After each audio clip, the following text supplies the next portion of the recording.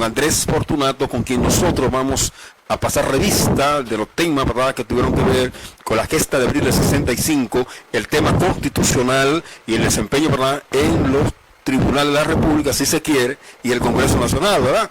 Yo decía, don Víctor, rápidamente, y quizá Patia va a hacer el comentario, nos preocupa la cuestión del defensor del pueblo. Le dejo a don Víctor a Patia para que analicemos esa parte ahí, previo a la entrevista con don Andrés Fortunato. Gracias, Patria, qué bueno. En esta hermosa mañana, doctor Andrés Fortunato, príncipe de la enseñanza y de la cultura nacional. Mira, hablar de la revolución, se ha hablado mucho de la revolución. Y Andrés Fortunato me dijo, Víctor, la revolución una vez. Me dijo, don Víctor, yo medio frustrado, la revolución comienza contigo. Cuando tú comienzas a cambiar tu comportamiento. Yo creo que más que hablar de la revolución de abril, de la constitución, de Hostos, de ese maestro constitucional, de la enseñanza asturiana, debemos hablar de las cosas que hoy nos aquejan y la respuesta que tiene que dar Andrés Fortunato a la realidad y a las necesidades fundamentales que hoy vive la provincia de Santo Domingo Norte. Bueno, la verdad que esa introducción, no sé si Patia Heredia, porque ya vamos a entrar en materia, de hecho, con el entrevistado. Claro, para mí es más que un grato, un honor, un privilegio poder estar frente a una persona que admiro mucho, que es don Víctor Cruz, porque él, gracias, es mi mentor en lo que es la comunicación social, y es siempre grato compartir junto a personas así. También es más que un privilegio, un honor, estar frente a Andrés Fortunato. Andrés Fortunato es como una pequeña enciclopedia oculta de conocimientos que difícilmente muchos jóvenes sepan quién es Andrés Fortunato. Andrés Fortunato es una de las personas, por así decirlo, dentro del proceso de lo que es la cultura, tiene su una persona que se ha dedicado a lo que es la historia, la geografía y, cómo no decirlo, integrado a lo que es la comunidad. Candidato, precandidato a la alcaldía de Santo Domingo Norte con proyectos hermosos de expansión y de desarrollo para nuestro municipio, y en la última contienda que fue ahora en el 2020, en el pasado año 2020, candidato a diputado por fuerza. No por la fuerza del pueblo, por una coalición de partidos políticos que valoraron la figura de Santo Domingo Norte y entendieron que la persona más idónea era Andrés Fortunato. Estamos hablando del PRI, estamos hablando del Machete Verde, estamos hablando del BIS, estamos hablando de organizaciones accidentales que, aunque no están reconocidas ante la Junta Central Electoral, pero entendieron que el mejor candidato que tenía era Andrés Fortunato. Andrés, buenos días, hermano. Buenos días a todos y todas. Para mí es un placer compartir con ustedes este espacio, un espacio que busca mantener una comunicación efectiva con la comunidad y el país, y del cual nosotros como comunitarios nos sentimos muy orgullosos de tenerlo a ustedes por aquí, por este espacio que antes era fincas. Esto era finca por aquí, Sí. donde yo caminé descalzo y donde no habían casas hace muchos años. Se llamaba Los Barbares. Mira, en aquel tiempo le decían, yo venía por un camino de un monte y le decían Los Lucios, hacia un lugar de una curandera, que era como el Ney área de ahora. De esta comunidad. Sí, porque iba todo el mundo a la orilla del río Yuque, atravesamos por aquí, que era doña Antonina, Ya. así se llamaba. Así la gente mayores que me escuchan saben de quién estoy hablando. Entonces, estar hoy nosotros en medio de esta urbanización y con un medio de comunicación como este, es importantísimo y demuestra lo mucho que ha desarrollado la comunidad. Entonces, pienso que tiene un valor muy grande a los autores de este medio, a los encargados, a los dueños haber tenido esta idea. Yo lo felicito como comunitario y nada, entramos en materia seguido. De lo que tenemos a lo que queremos, Andrés Fortunato. De lo que tenemos en Santo Domingo Norte a lo que queremos en Santo Domingo Norte. Sí, mira, Víctor, yo me voy a permitir llegar a Santo Domingo Norte partiendo de la historia y el país. Porque me gusta mucho la relación entre lo general y lo particular, y lo particular y lo general. En esto somos un poco dialécticos. Santo Domingo Norte no puede mejorar si no mejora el país. Y el país no mejora si no se conoce la historia y si no se aplican las normas constitucionales y legales. Entonces es obligatorio tomar el tema de esa manera. Uno como maestro sabe, como profesor que hemos sido, sabe la relación que hay entre lo simple y lo complejo. Mira, el país vive hoy un momento estelar, te debo decir. Es la primera vez en la historia que tenemos un presidente que tiene la disposición de que se cumpla con la ley. Y en este programa y en muchos programas del país y en muchos escritos hemos planteado que este país se va a arreglar cuando aquí se haga lo que hay que hacer, que es que se cumpla con la ley. Entonces, pero eso lo venimos tratando porque somos duartistas.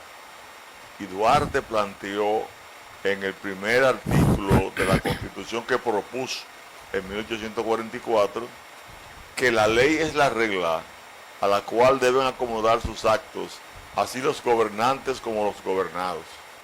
Es la ley que tiene que regirnos, no los intereses particulares, es la ley. Entonces Juan Bosch hizo una réplica de eso cuando tomó posesión el 27 de febrero de 1963, expresando que en una democracia no puede haber otro gobierno que no sea el gobierno de la ley. Comenzar entonces con crear las condiciones para la existencia de un ministerio público independiente, escogiendo dos personas brillantes y que han demostrado su honestidad, su capacidad jurídica, su entrega, su ética a su profesión, como las actuales Jenny Berenice y la doctora Miriam Brito. Esa exponencia nos dice a nosotros que el país tiene esperanza. ¿Por qué razón? Porque es que el Ministerio Público es quien defiende la sociedad. La sociedad se defiende desde el Ministerio Público. Es quien acusa, es quien instrumentaliza los expedientes, quien busca las pruebas, la organiza de una manera lógica y real conforme a lo que plantea el Código de Procedimiento Penal. Y se convierte en el acusador. No, claro que sí, porque tiene que hacerlo muchas veces a instancia privada o a instancia pública. Sí. O partiendo del Ministerio Público, o partiendo de la sociedad de alguien que esté interesado en que se les respeten los derechos conculcados. En este caso, el país viene sufriendo desde el inicio de la República el atraco al presupuesto nacional, que es lo mismo que decir que es usurparle, robarle al pueblo lo que el pueblo paga en impuestos para ser gobernado, para que se les lleguen a satisfacer las necesidades fundamentales. ¿Cuáles son esas? Bueno, educación, trabajo, salud, vivienda y todo lo que tiene que ver con la sociedad. El pueblo paga para eso. Pero además debe de elegir personas que le puedan respaldar en base al mandato de la ley eso, y sean los custodias de esos recursos, porque hay que garantizar esos derechos. Entonces el Ministerio Público es el sumum organismo para que eso se cumpla.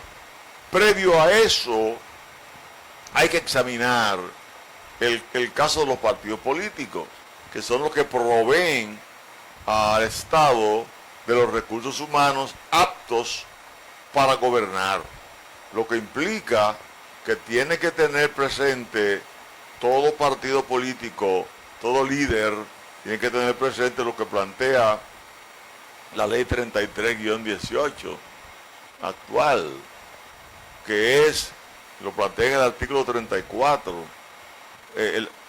hay que preparar la ciudadanía que va a votar mañana para que tenga vocación, que demuestre que tiene vocación pública, de servicio público.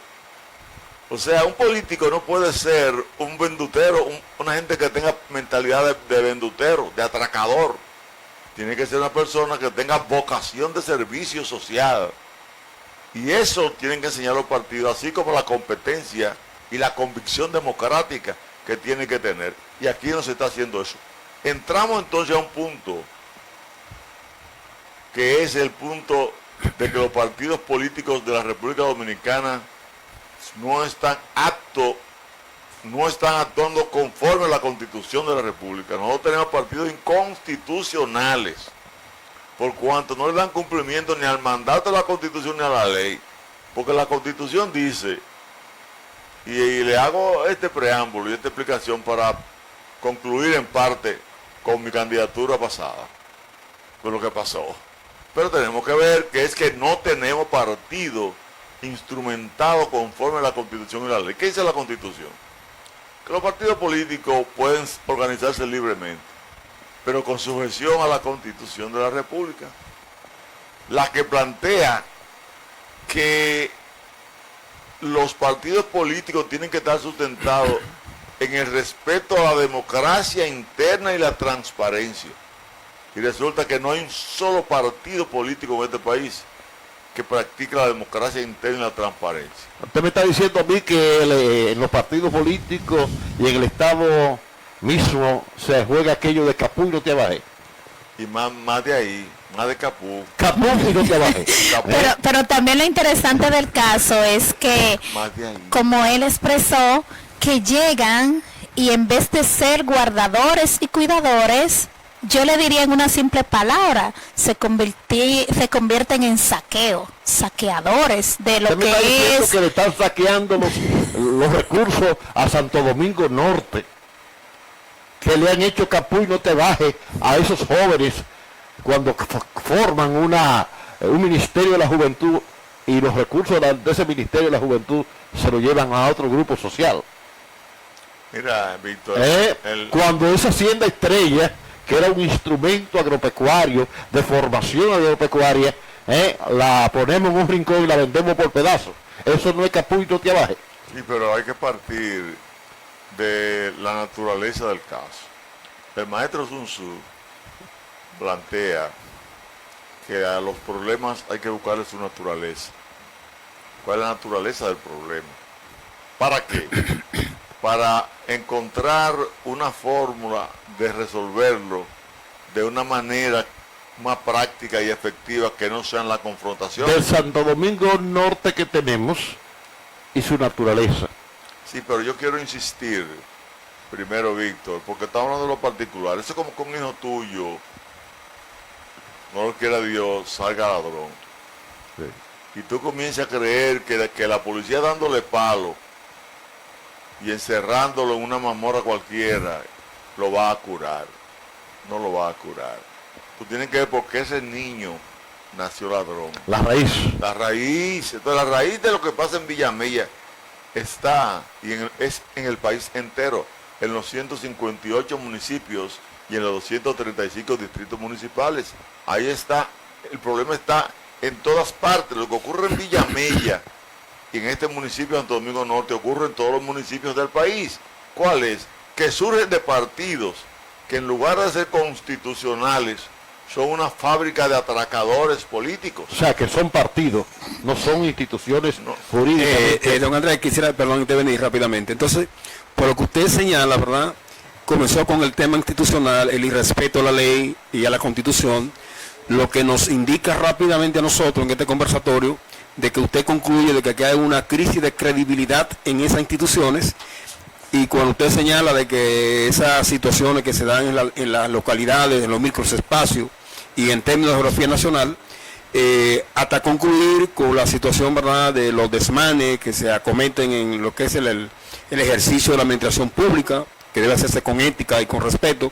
Entonces, usted podría ampliarle que ciertamente la sociedad dominicana se encuentra en estos momentos situada en lo que Max Weber llegó a decir como una anomia social o una crisis.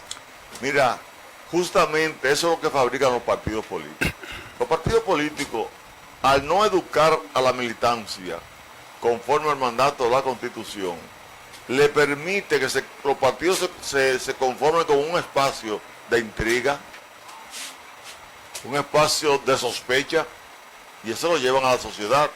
Que los partidos entonces, que en los partidos no haya verdad ni mentira, ni razón ni locura, sino ventaja y astucia, donde los compañeros, en lugar de formarse cívica, ética y patrióticamente, se forman para autodestruirse ellos uno al otro, donde el que está llegando lo detienen de alguna manera con mentira y con todo para impedir que llegue, porque aquí la mayoría de los dirigentes que llegan a ser candidatos son candidatos porque han sepultado reputaciones ajenas, no porque han brindado la luz de la brillantez de lo que ellos saben y de los hechos que le pueden mostrar al país, por aquello de que según tus hechos os conoceréis. En los partidos políticos, al no educarse en violación a la ley. La ley plantea que el 10% de los recursos que le dan a los partidos tiene que ser empleado en educación. Sin embargo, no es así. No lo emplean en educación, lo dilapidan. Y no se educa a nadie. ¿Por qué hay que educar a los partidos? Porque la campaña política, de acuerdo al artículo 23 de la ley 33-18, numeral 3, tiene que hacerse mediante la presentación al pueblo de los principios de ese partido que quiere el voto suyo, con un programa que diga cómo va a resolver los problemas, instruyendo a la gente, no comprando votos ni personas. Eso hay que hacerlo cada comunidad. La presentación de los valores, los principios de esa razón social llamado partido político. Toda la estructura partidaria tiene que trabajar con ese programa. Y se trabaja también con un presupuesto, claro, para ese tipo de actividad. Claro, porque son... La ley exige eso. Ya le dije que la ley establece el 10% para la educación. Entonces, hay un 40% para la actividad política y hay un 50% para la administración de todo lo que tiene que hacer el partido. Pero además, hay una comisión que está encargada de la evaluación y control de esos gastos. De acuerdo, es una especie de fiscalizador. Claro, eso es el artículo 67 de la ley 33-18. Y estoy hablando en estos términos, porque en estos términos que tienen que hablar todos los políticos del país. No es comprándote a ti, no es vendiendo tonterías del compañero, no creando desacuerdos, sino difamando. Entonces la difamación y la injuria que se producen en los partidos políticos es reflejo de que están actuando inconstitucionalmente y se convierte en una fábrica de corrupción. Porque entonces tengo que buscar dinero entre los empresarios y la gente que me lo quiera donar para que yo le haga favores cuando yo llegue al poder. Y entonces vemos lo que está ocurriendo ahora. Vemos que hay comunicadores que estaban participando en la repartición de presupuesto, dándole facilidad para vender y comprar, porque el mayor comprador y vendedor del país es el Estado. Eso fue en la administración del PLD. No, ha sido en todas las administraciones. Esto viene, y aquí voy a caer en la Revolución de Abril. Esto viene de lejos. Como dicen los franceses, ça vient de loin. Esto viene de lejos. Esto que estamos planteando. Mira, hasta el 1963 que le dieron el golpe de Estado al profesor Juan Bosch, en 119 años, en la República Dominicana, solamente 3 gobiernos habían cumplido el mandato para el cual fueron electos. 3 en 119 años. Que fueron el gobierno de Báez, que duró 4 años, de 1849 a 1853. El gobierno de Meriño, 1880-82 y el gobierno de Francisco Gregorio y de Ulises Heró 1882-1884. Póngale atención a esto, dato. Que lo anoten. Ni un partido político, ningún gobierno que cumpliera su mandato.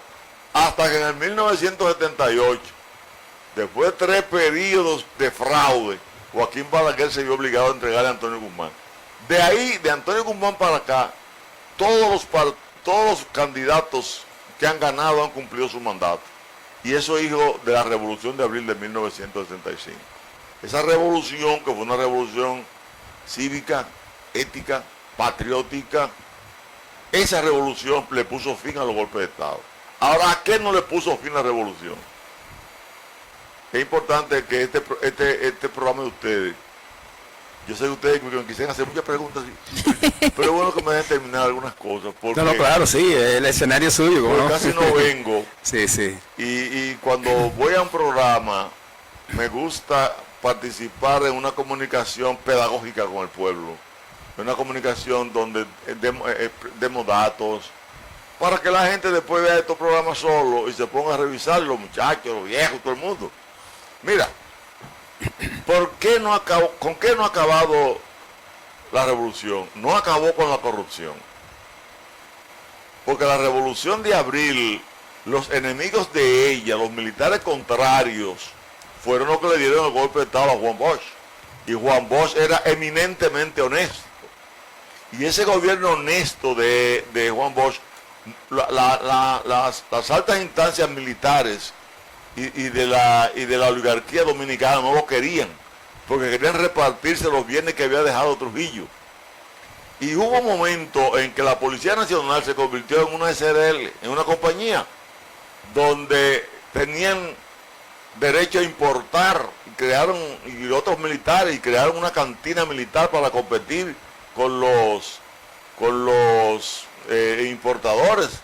Y eso desnaturalizó tanto, porque los militares querían ser como Trujillo, adueñarse del patrimonio nacional, no de la forma que él lo hizo, sino de una manera descarada. La revolución estalla en contra, entre otras cosas, en contra de la corrupción, porque cuando Camaño es convencido por Fernández Domínguez, lo convence, porque cuando Camaño le pregunta por Rafaelito, ¿y por qué te quieres meter? Para acabar con la corrupción. Dice, no, pues yo quiero acabar con la corrupción de la policía, porque Camaño tenía problemas dentro con la policía, con Belisario Peguero, con las altas instancias. Entonces la revolución estalla, entre otras cosas, no solamente por reponer a Bosch y la Constitución, sino para combatir la corrupción, y poniendo a Bosch se combatía, porque Bosch era honesto. Bosch en 7 meses pagó más del 80% de la deuda externa, ahorrando el dinero del Estado, aún habiéndole puesto un gancho al Consejo de Estado a Juan Bosch de que no podía utilizar los recursos que dejaban las empresas Cordes. Y Juan Bosch se fajó y pagó. Entonces, fue por la honestidad, en contra de la corrupción, que vino la revolución. Pero ¿qué pasa? Los militares hicieron... Usted me está diciendo a mí que los honestos no van a la gloria. Sí, los honestos sí van a la gloria. Y la gloria de los honestos. Ahora los honestos tienen que demostrar cargando su cruz. Hay que cargar la cruz, hay que hacer resistencia, hay que luchar hasta que al final se impongan los principios. Pues ya un problema realmente que hay que definirlo de esa manera. Lo corrupto lo hicieron frente a los constitucionalistas. Y cuando fueron derrocados el 27 de abril en el puente Duarte, ¿sabe lo que pasó? Que llamaron a los americanos. Y los americanos vinieron en auxilio de sus pupilos y frenaron el ideal de la aplicación de la Constitución y las leyes que perseguía la revolución. Y eso se demostró inclusive en los meses que estuvimos en Ciudad Nueva. Y se demostró desde el primer momento, cuando el 4 de mayo fue electo Camaño, con una reunión de la Asamblea Nacional, fue electo legalmente, y luego Inver Barrera fue impuesto el 15 de mayo, antes como el 14 de mayo, y participa el otro día de una vez en la operación limpieza. O sea, hay una serie de cosas que han precedido esto, que demuestra que la lucha fue en contra de que este país viviera honestamente. Y los partidos políticos que le hicieron resistencia a Balaguer se terminaron uniendo a la corrupción balaguerista, porque fueron eliminados más de 3.000 jóvenes en la calle. Y los políticos que siguieron le cogieron miedo a hablar la verdad, a lo verosímil le cogieron miedo. Y que se fueron entonces con la mentira. Y han seguido convirtiéndose en intrigantes, en calculadores racionales de la maldad, en instrumentadores del pueblo, en lugar de ser liberadores del pueblo, inducir al pueblo a la verdad. Esto se ha dañado y entonces caemos en que el maquiavelismo que comienza con Nicolás Maquiavelo 16 siglos después de la confrontación entre los sofistas y el grupo idealista de Platón y compañía. Después de ahí, hoy hay unos políticos posmodernos que son expertos, ¿saben qué? En seducir a la gente hablándole, en cambiar la mentalidad, en instrumentalizando, que no tienen asco para hacer la cosa mal hecha. Se han curado en la maldad y han decidido ser la mentalidad de Balaguer que se ha reproducido aquí. Aquel hombre que dijo que la Constitución era un pedazo de papel, esa es la que se imita hasta el día de hoy. Por eso nosotros comenzamos diciendo que el pueblo tiene que celebrar tener un presidente, porque ya Luis Abinader es presidente de todos nosotros. Aunque usted pertenezca al partido que sea, tenemos ese presidente por 4 años. Y entonces estamos en la obligación de interpretarlo y apoyar la cosa importante que está haciendo. La cosa más importante que se ha hecho en la historia dominicana, después de la independencia, la restauración y la guerra de abril, es la lucha contra la corrupción. Que nosotros la hemos pregonado mucho. Tenemos 15 años trabajando en los medios en eso y explicando esto. Y ese hombre lo está poniendo en práctica. El país tiene entonces ahora que exigirle a la Junta Central Electoral que los partidos políticos funcionen de acuerdo a la Constitución y la ley. Porque lo que pasó aquí en este municipio el pasado 5 de julio no debe repetirse. En este municipio hubo un fraude apoyado por la Junta Electoral Municipal. En este municipio corrió el dinero a raudales. En este municipio se cambiaron actas, se inventaron circulares y cuando apretamos mandaron todo para la Junta porque ellos lo esconden, lo botan, lo queman y se acabó. O sea, este es un país... Usted me está diciendo que hay un sector de la clase media corrupta que le ha metido a don Luis Abinader, como dice, lo tenemos amarrado, que no ha podido poner a sus funcionarios a favor de la democracia.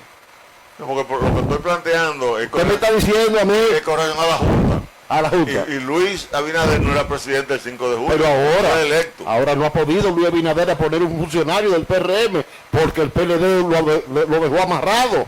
No, pero eso diciendo... Ese grupo de clase media, no, esa nueva oligarquía económica del país. No, Podríamos decir que se trata como lo que usted expresó más atrás, de que la oscuridad ha arropado de una manera funesta, bárbara, masacrando a la luz y poniéndola ahí, y que ella con su fuerza oscura, siniestra, arropa todo. No, la verdad que está ocurriendo ahora es que no lo han podido arropar todo. Mira, cuando Leonel Fernández llegó al poder en el 1996, llegó como un salvavidas de la oligarquía tradicional reformista que no quería caer presa por la persecución que merecían por el crimen y la corrupción. Al llegar Leonel Fernández, un intermediario que se ve obligado... Es un tránsito. Sí, se ve obligado para poder obtener el poder a pactar. Y no hubo persecución, y lo que Balaguer no quería era persecución. Y Peña Gómez sí ganaba. El 24 de abril del 1996, quien le está dirigiendo la palabra, escribió un artículo en el Nuevo Diario, donde demostraba la importancia para el país de la alianza PRD-PL, de esa alianza que se dio ahora, que se está dando ahora, con la fuerza del pueblo en principio y Luis Abinader para ganarle al PRD. Que mucha gente no entendió en esa época. No, esa alianza la planteamos nosotros en el 24 de abril de 1996, entendiendo la dialéctica política. Entonces, ¿qué ocurre? La imposición de la línea balaguerista de gobernar es la que está todavía imperando en el país. Pero lo que le digo al país es que veo, desde mi óptica, porque estoy haciendo política desde el 1962, estoy en la calle. El 12 de enero se celebró la muerte de los palmeros, pero a mí me tocó correr en las calles de Santo Domingo junto a Mauri, Ariti Germán, que era secretario general, León Tebrea, que era el presidente de la UER, que es un autor extraordinario de ciencia política en el día de hoy. Y desde ese tiempo hemos estado frente a nuestra responsabilidad de defender nuestro pueblo. Ustedes se han olvidado de los jóvenes de la juventud franciscana, de la inspiración cristiana de la iglesia, Bueno, que fueron sacrificadas. Fueron sacrificadas, pero Pero es bueno que ustedes hablen de ellos, porque solamente no hablan de la jóvenes, izquierda. exactamente. Tuvimos que pelear con los cristianos también. En un También. También. Que la gente no se le da- con la social pistola. Ay, ay, ay, ay. Entonces, tuvimos que enfrentarlo. De lo que yo vengo. Porque estaban. Sí. Lo que pasa es que la iglesia, después de varios concilios, ha hecho cambios muy grandes. El padre Camilo Torres. Se han dado cambios muy grandes en la iglesia, muy grandes y profundos. Porque la iglesia tiene un papel que hay que defender. El papel de la iglesia de haber sido la guardiana de la cultura y la educación, la ciencia durante la Edad Media, eso pesa en la historia. O sea, la iglesia hay que verla en sus particularidades y en sus generalidades. Ha hecho un aporte extraordinario. Es la institución más vieja que hay, coherente, con la cual hay que hablar. Por eso nosotros, hace 3 años, le pedimos a la iglesia que asumiera la responsabilidad de educar en constitución a la feligresía. Porque la clave del desarrollo de un pueblo está en la educación. La educación lo plantea el artículo 63 de la Constitución, que establece que en todos los centros públicos y privados hay que educarla en constitución. ¿Por qué? Porque el artículo 55 nos habla de la familia y nos dice que la familia es el fundamento de la sociedad y el espacio de la formación integral de la persona. Entonces aquí se han descuidado de todo eso. En la década del 60, cuando usted se inicia con esa efervescencia revolucionaria, también nace un movimiento que fue el movimiento familiar cristiano de orientación de la iglesia. Nace la Juventud Obrera Católica, la JOP, nace la Juventud Estudiantil Católica, la JED, nace la Juventud de Acción Católica, la JAC, nace la Juventud Franciscana, que permitió preservar una serie de valores perdidos con el gobierno de Trujillo y que encaminaba en la construcción de una nueva civilización que a partir de la década de Trujillo muchos jóvenes llegaron al país, que fueron desde que comenzaron a venir ya después de la muerte de Trujillo. La iglesia viene confrontando contradicciones desde hace muchos años. De esa iglesia que conocimos de la década del 60, eminentemente revolucionaria, Sí, pero conquistadora, Sí, pero- a esta iglesia que tenemos endormecedora hoy. no. No. En la iglesia de hoy también hay gente con características revolucionarias mundialmente. No estamos hablando del monseñor que tenemos ahí en la iglesia, No. que ese hasta los periodistas no quiere saber de los periodistas. Está bien, pero son particularidades y estamos hablando de la iglesia. Bueno, La iglesia presenta su primera contradicción aquí cuando la misma iglesia aplica las encomiendas, El mandato de la y iglesia. que fue tergiversado, porque ese no fue el mandato. Estamos hablando de las Isabel. encíclicas papales. Cuando viene, no, antes de eso, Antes de eso. en 1502, cuando Sí, llega sí, claro. Obando, Nicolás de Obando. cuando llega Obando, es que se van a poner en práctica las encomiendas. Y él vino instruido para que los indios fueran tratados como vasallos del reino y asimilados como miembros de la iglesia. Sin embargo, lo eliminaron a todos. Y en el 1911, Fray Antonio de Montesinos va y protesta allá. Eso es una posición contraria dentro de la misma iglesia. Y el padre de las casas también quiere encomendar y se convierte en sacerdote. Es decir, las contradicciones vienen, pero ya antes había pasado el caso de Martín Lutero con la reforma. Se salió. Porque es que los hombres tenemos que interpretar la naturaleza de los problemas de las instituciones para defender las instituciones y no dividir si se han dividido. Que fue lo que le pasó al PLD. El PLD se dividió estúpidamente, se dividió. Danilo Medina queriendo extorsionar la Constitución, exprimirle, hacer lo que le diera la gana, para él ir otra vez de candidato cuando la 20ª disposición transitoria de la Constitución del 15 decía que él no podía ir. Él la quiso torcer y tuvimos que hacerle frente a Danilo para eso. Que entonces en julio decirle al país que no iba. Entonces, pero en julio batalla. Se retracta, pero rompe con Leonel, que debían de haberse preservado ellos dos, y los males resolverlo internamente y pensar que iban a perder, porque Luis Abinader llegó por una coyuntura histórica sorpresiva, que fue canalizando y aprovechando el error que cometió el PLD, y se coló y está ahí haciendo su trabajo, y puede entonces representar no solamente una nueva visión, una nueva oportunidad para el país. Vamos a dar una pausa para refrescarnos un poquito de todo este banquete que nos estamos dando en la mañana con Andrés Fortunato desde Santo Domingo Norte para la República Dominicana y el resto del país. Así es que nosotros aquí en TRN pausamos y regresamos en un momento con don Andrés Fortunato.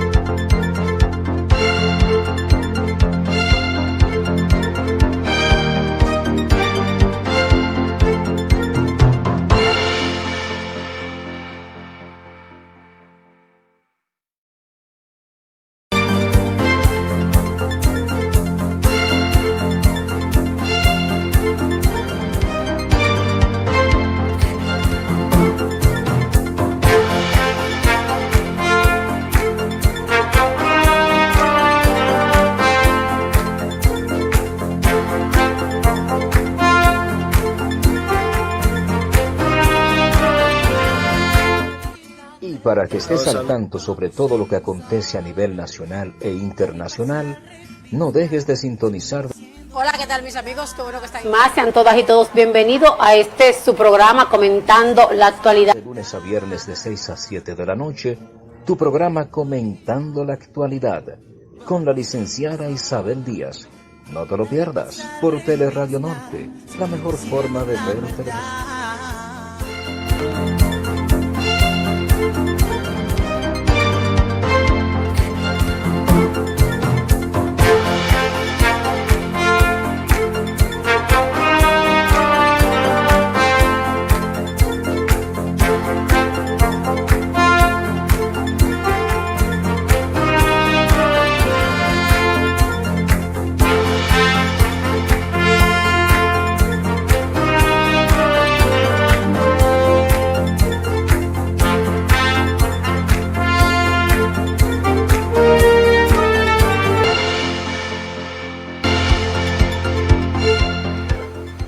Señoras y señores, me decía el profesor José Gómez Cerda, Víctor, la lucha es diaria. Hombres y mujeres, trabajadores del campo y la ciudad, han tomado una filosofía y un contenido y han declarado a la clase trabajadora como una oligarquía privilegiada del capitalismo. No puede existir capitalismo sin la clase trabajadora. Es una disyuntiva. Y aquí no puede existir Santo Domingo Norte sin las reflexiones profundas que nos da Andrés Fortunato. Es un imperativo, es una educación para la vida, para la construcción de una nueva civilización. Andrés, qué bueno tenerte aquí. Pero antes vamos a hacer unos breves comentarios de personas que están, mira. Rafael Gutiérrez, ¿usted lo conoce? Ese fue alumno mío del liceo que fundamos en el 69 y de la Escuela de Artes Marciales también. Ah, bueno, sí. Él le manda a decir, cuidado con eso, número 1, Villamella, mi amigo y profesor. ¿Eso de dónde? desde la ciudad de Nueva Ahora voy a York. hablar de Villamella, Rafaelito, no te apures. También a Papo Swing, él dice el siguiente comentario: en nuestro país lo que hace falta es hombre con pantalones para acabar con esos políticos delincuentes. También tenemos otro ¿De dónde comentario. Eso es de aquí, de Santo Domingo. Ok. Saludos y bendiciones, Nelva Debor Fortunato. ¿Es familia de usted? Esa es mi hija, Ah, maestra universitaria en 4 universidades. Perfecto. Carlos Félix. Ah, sí, Carlos. Y aquí tenemos unos cuantos comentarios que son de nuestro programa, que lo vamos a buscar brevemente. Déjeme ver. Aquí dice que en nuestro país lo que hace falta es hombre que estén disponibles. O sea, eso, los mismos comentarios que yo he hecho están aquí otra vez. Dice que es nuestro querido padre, excelente padre, esposo y ciudadano, su hija. Bueno, seguimos con los comentarios, pero parece como que la pantalla se ve como... No, la pantalla tiene un problemita con la luz del vidrio. No se deja visualizar. Pero por aquí, bueno, pues estamos mirando los comentarios. Finalizo con la siguiente pregunta. ¿Quién es Andrés Fortunato? Ya fuera de lo que es la parte política, la parte comunitaria y todo eso. Bueno, para saber quién es Andrés Fortunato hay que incluirlo todo. Es difícil separar, ¿verdad? Sí, mira. El espíritu del cuerpo o el alma. Mira, pues ya los mucha gente filósofos. sabe que a los 17 años, 16 años, cuando lo corría con Amaury, ellos hablaban de revolución, volver a de ir a la montaña, y yo decía que había que hacer la revolución en el pueblo con la gente, trabajando. Y ahí propuse una cancha para Villamella y la hicimos con 16 años, la primera cancha de Villamella. Okay. A los 17 años, cuando lo cumplí, ya era maestro de alfabetización. Cuando yo entré a la academia, era maestro de alfabetización. La academia participó en la revolución. Luego de participar en la revolución de abril del 65, nos tocó vivir fuera del país por la represión que había. Cuando retornamos aquí, fundamos el Liceo Ramón Matías Mella en la casa de mis padres, el primer liceo del municipio, del cual nacieron todos los otros. Y logramos su oficialización el 1 de diciembre de 1976. Ya me había casado en el 1969 y hoy hablo de esa familia porque tengo 51 años de casado y tengo esos 7 muchachos con doña Margarita, y los 7 entraron a la universidad a los 17 años el primero, 2 a los 16 y 3 a los 15 y 1 a los 14, Isobel Margarita en INTEC. 6 se graduaron en INTEC. Esos hijos me han dado a mí 20 nietos. Wow. Esos 20 nietos son mis amigos y ahora mismo son participantes de un curso de Patria para Todos que estamos dando a través de los medios, pero que la familia lo está llevando como un concurso, donde ellos van a participar para el 11 de mayo, tener premios, lo que sobresalgan. Están fajados toditos. Este domingo visité... ¿Por qué quiere uno tanto a los nietos, Andrés? Bueno, en el caso mío, que quiero tanto la vida, en el caso mío que quiero tanto a la gente, pues mucho tengo que querer a mis hijos y a mis nietos. Y ellos, pero lo más importante es cómo ellos me quieren a mí. Es decir, Esa ñoñería de nietos, yo que soy abuelo ahora, no, imagínate. no, yo no soy ñoño. No, oye. Si todo lo que uno dice, papi abuelo es fuerte, Sí. ahora papi abuelo es dulce, papi abuelo educa, Sí. mi habitación está llena de muchachos. Y le invito a todos los abuelos que se unan a sus hijos y a sus hijas, yernos y nueras, para que críen familias en valores. Lo estamos haciendo. Pero además de eso, Andrés Fortunato rearticuló junto con otros compañeros a los hombres y mujeres que estuvieron en abril y que fueron perseguidos, y logró hace 10 años la reivindicación de la reintegración de ellos en el gobierno de Leonel Fernández, donde hoy tienen un carnet y tienen un seguro y tienen una pensión. Aunque muchos están muriendo de hambre y de enfermedades, pues se le ha atenuado un poco ese martirio que vivieron por haber cumplido la Constitución de la República, y que estamos esperando hablar con el presidente Luis Abinader para terminar lo que falta con Abril, tanto con los militares activos al 24 como con los combatientes civiles. Andrés Fortunato, bueno, ¿qué le digo? ¿Se está preparado usted para el día de mañana? No, yo estoy preparado para el día de siempre. Me dicen Para el que usted es marianista. Mañana es el día de Nuestra Señora de la Altagracia. Sí, yo Que usted es soy, seguidor de la Virgen de la Altagracia. yo soy seguidor de todo lo bueno, mira, y lo mejor es Dios y los que están con Dios. Y esa madre de Dios hay que venerarla. Yo cuando veo ateos me quedo callado y me río. Porque los ateos no me pueden decir a mí cómo se formó la tierra y quién la formó. Pero yo por fe creo que fue Dios. Ya yo lo resolví. Y en lugar de pasarme la vida entera discutiendo sobre eso, discuto En el aire. cómo mejorar la vida de la gente. Amén. ¿Entiendes? Entonces usted es un forjador de felicidad. Mira, yo amo, la felicidad está dentro de ti. Y desde que tú estás, Que usted reparte felicidad. no, de que tú tengas Usted armonía, comparte felicidad. esto es felicidad. Lo que estamos haciendo ahora nosotros es crear las condiciones normativas para que vivamos. Usted me está felices. diciendo que nosotros los políticos tenemos que ser generadores de felicidad, No, pero no solamente generadores de de felicidad, satisfacción. sino de generadores de solución de necesidades. Somos los estandartes, nosotros. Somos los guías del bienestar de los pueblos. Nosotros no podemos convertirnos en asesinos de las ideas de los pueblos y de sus esperanzas. Nosotros tenemos que ser generadores de esperanza y de fe. Y eso, la felicidad más grande cuando tú te acuestas y te duermes de una vez porque te acuestas en paz contigo, porque no mentiste, porque no engañaste, porque no robaste. ¿Dónde está el dinero de todo lo que has robado en la vida? ¿Dónde está?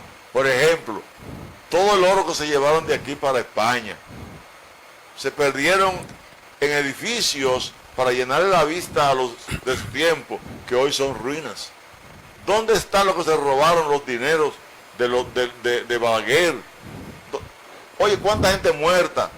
¿Cuánta gente enferma hoy de los encartados, de los que están persiguiendo, enfermos, no pueden dormir? Porque la avaricia, el egoísmo, la envidia, son taras que van a destruir la humanidad, la vienen destruyendo. Y los políticos tienen que extirpar esas condiciones. Y yo no estoy hablando de sueños, no de realidad. Yo cumplí 74 años el 6 de enero. Ay, qué bien. Y yo le voy a ser honesto. El tiempo más feliz de mi vida, a pesar del fraude que me hicieron, a pesar de un estrés que me hizo casar, que se me cayó un párpado, pero hay que ver cómo yo lo levanté. Mis nietos haciendo fila para ponerme la gota en los ojos. Una arrancándome los pies, limpiándome y los besitos. A veces me da apuro de tantos besos que me dan. Pero todos, yo tengo yernos que cocinan en su casa, tipo bien situados, todos son profesionales. Y trabajan. Y hacen una carne buena, una sopa y me la llevan allá en la mano así. Un hombre. Era un proyecto de desarrollo para Santo Domingo Norte, Andrés Fortunato. El fraude me lo hicieron por eso, porque iba a continuar, el primer liceo lo formé, íbamos a luchar para traer la UAS hacia este municipio, para que hubiera una extensión de la UAS. Iba a luchar para que el puerto de aquí, donde estaba la fábrica de Cemento Colón, se convirtiera en un puerto internacional, donde pudieran venir los barcos, a buscar la producción que se podía generar en este sector que es semirural, donde íbamos a incorporar a la mujer y a muchos hombres sin trabajo a la producción mediante la creación de cooperativas, y íbamos a incentivar eso. Nosotros íbamos a trabajar para estimular el deporte de este municipio. Nosotros fuimos el fundador de la primera cancha y de la Escuela de Artes Marciales, del cual, dicho sea de paso, también es bueno que la gente lo conozca, porque no. Soy miembro reconocido por el Pabellón de la Fama de Artes Marciales. Iba a aprovechar esas condiciones para incentivar a los jóvenes al deporte. Iba a incentivar la educación generalizada en el país. El 4% del ayuntamiento que tiene para educación, género y salud Lo íbamos a aprovechar. Que no le están dando. Que No lo le está aprovechar para estimular la economía local. Se habla de que usted no necesita ser diputado ni senador. Claro que eso ayuda para seguir impulsando ese programa de gobierno que usted tiene. Pero claro, pero eso sería como que usted sea un buen nadador. ¿Y por qué buen nadador no necesita un barco para usted navegar? Necesita un barco para llevar a la gente, entonces, más gente. Entonces, para poder ayudar a más gente, es necesario ocupar posiciones en el Estado, y es lo que pretendía y lo que pretendo, porque no me detiene nadie hasta la muerte. Sigo pensando que este municipio tiene que hacer su trabajo y lo tenemos que hacer nosotros. Yo espero que este canal me vuelva a invitar, aunque sea dentro de 3 meses. No se preocupe, no dentro de 3 meses antes. Así como usted cuente. Discúlpeme. Buenos días, un saludo al panel y a esa estrella de invitado, el doctor Andrés Fortunato, un ícono moral de Villamella y el país. Amén, amén. Imagínese, ¿verdad? Verdaderamente nosotros nos sentimos hoy. ¿Quién se llama? Ok. Julio Guerrero. Julio Guerrero. Yo que no quisiera terminar gracias, Julio. Perdón, este conversatorio sin dejar así quizá en breve palabras la reflexión suya, maestro, vamos a llamarlo así, porque ocurre que el también maestro Jesús de la Rosa, el doctor Diógenes Céspedes, que han sido, ¿verdad?, unos intelectuales muy dedicados al campo de la educación, del cual yo provengo, ¿verdad?, porque esa es parte de mi área, han planteado desde hace años la preocupación de que qué pasa con el tema educativo, que de la reforma implementada aquí por don Eugenio María de Hostos, ese gran antillanista al cual se refería don Víctor Cruz, hasta el plan decenal de educación, y decimos nosotros, los foros, ¿verdad?, los conversatorios que se llevaron a cabo durante la administración del doctor Leonel Fernández, donde la Universidad de Harvard puso su mano, digamos, la cabeza, qué es lo que está pasando en la República Dominicana, que no hay forma ni manera de que el sistema educativo pueda avanzar. Cada vez que nos medimos, don Andrés, estamos en el piso y seguimos en el piso. Yo quisiera hacer reflexión, ¿qué ocurre con el sistema educativo nuestro? Mira, el sistema educativo nuestro lo han instrumentalizado instituciones internacionales, que tienen su agenda particular para dominar al mundo como ellos quieran, idiotizándola, confundiéndola. Nosotros partimos de un concepto que tenemos que analizar todo el proceso de nuestra educación, desde Eugenio María de Hostos hasta nuestros días, y ver qué cosas interesantes se pueden hacer. En el 1976 tuve un altercado siendo director del liceo con Matos Berrido, estoy hablando 44 años, que había aquí, estaba Hernán Navarro, un colombiano representante de la UNESCO, que encabezaba la reforma educativa de primaria, y yo asistí a todos sus talleres, y finalmente le demostré a Mato Berrido que estaban cometiendo un disparate, que aquí había que trabajar con lo que teníamos nosotros, ver la realidad educativa. Les puse algo que voy a recordar ahora y que tengo testigos a los profesores y a los alumnos. Nos convertimos el Liceo Ramón Matías Mella en uno de los mejores liceos del país. Óigame eso, lo respetaban en la UAS. ¿Pero por qué? Por la calidad educativa del material que nos tocaba impartir. ¿Cómo se hacía eso?